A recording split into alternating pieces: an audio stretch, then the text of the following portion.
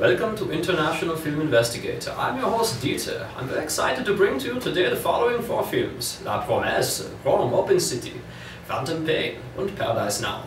Each of these films is a precious snowflake. We decided to rate each individually based on distinctive cultural representations of the country. Although we could not fit them into a standardized rating system, each of our reviewers will tell you about a film and you can decide which one you want to see.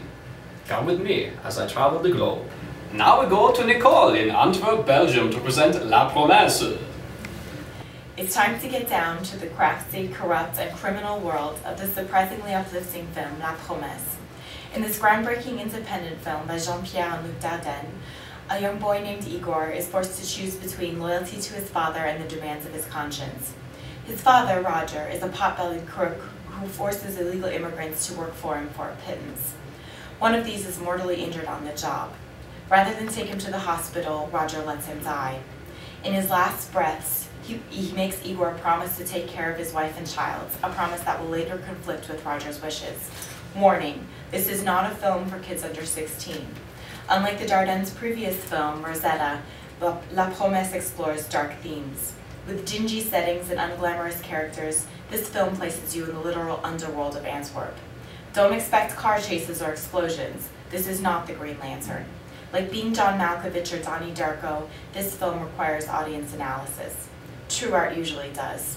If you consider yourself an intellectual, you appreciate the subtle genius of the Dardenne brothers. Leave the masses to their trite thrills as you are mentally edified by La Promesse. Since this film is from Belgium, I've given it 4 out of 5 chocolates. And now we go to Rome, Italy for Rome Open City with Laurel. Rome Open City is perhaps one of the most tragic neorealist films of World War II. Set in 1944 Nazi-occupied Rome, filmed on location and using civilian actors, Rome Open City gives an accurate interpretation of civilian life during the war when fear is rampant and hope is on edge. Nazis control nearly every aspect of life, and it is only the persevering efforts of an underground resistance group that keep the fighting spirit in the Italian people. Roberto Rossellini filmed Rome Open City in 1945, shortly after the liberation of Rome, with whatever materials he could find, making the film fall short of tech-savvy filming expectations. Despite poor filming quality, the actors in the film powerfully deliver the story through meaningful, intimate relationships, which increases the emotional appeal of the film. An ill-fated engagement is torn apart by death. A traitorous girlfriend betrays her love for furs and small presents. A secret identity results in an anonymous death, and young boys watch the execution of their teacher and friend on the outskirts of town. Although about family, this film is not a family movie. Save it for those who like suspenseful war drama films, but without detailed violence. Lovers, criers, history buffs, and fighters, this film is for you. As this film is from Rome, Italy, I give it 4 out of 5 Italian mustaches. Go. And now we go to Germany for Phantom Pain with Matt. Phantom Pain is beautiful. In this worthwhile melodrama, Til Schweiger stars as an irresponsible single parent named Mark, who has lost control of his life due to alcoholism and a disproportionate love of cycling. The unfortunate climax comes when Mark is riding drunk and collides head-on with a car, landing him in the hospital where his brother Alexander has to choose whether or not Mark's leg will be amputated in order to save his life. Alexander chooses the obvious, but this is where Mark's personal journey really begins. And it's what makes this movie so good, so long as you're not under the age of 16 or looking for simple entertainment.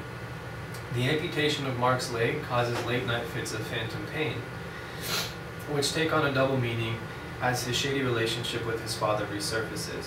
And that is not the only double meaning that his amputated leg provokes. His love of cycling, which was the source of his negligence, becomes the catalyst for Mark's turnaround. A return to cycling is his ultimate goal, but his leg is not the only thing that must be rehabilitated. Thoughtful moviegoers, this movie is for you. Since this movie is from Germany, I give it 5 out of 7 bratwursts. Finally, we go to Nablus, Palestine with Andrew for Paradise Now. Amid the politicization and polarization of the Palestinian-Israeli conflict, it is rare for a film to successfully dig deeper into the human experience of those involved in the struggle.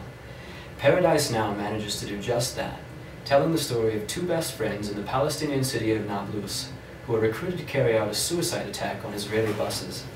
With 1 day left before they go to their deaths, Saeed and Khalid face the gravity of their decision and think about the loved ones they leave behind, all without being able to tell anyone about their mission.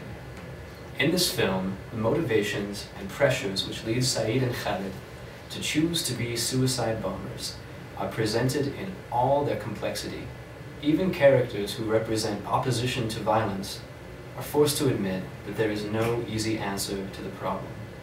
The intense decisions faced by such real characters, as well as the suspense of the film, may be too much for younger viewers. Everyone else, however, will enjoy this artfully made look into the situation as experienced by real human beings, who are driven under pressure to consider drastic acts. I give this film 5 out of 5 flags. Thank you for watching this edition of International Film Investigator. What an adventure we have had! Reviewing time is over.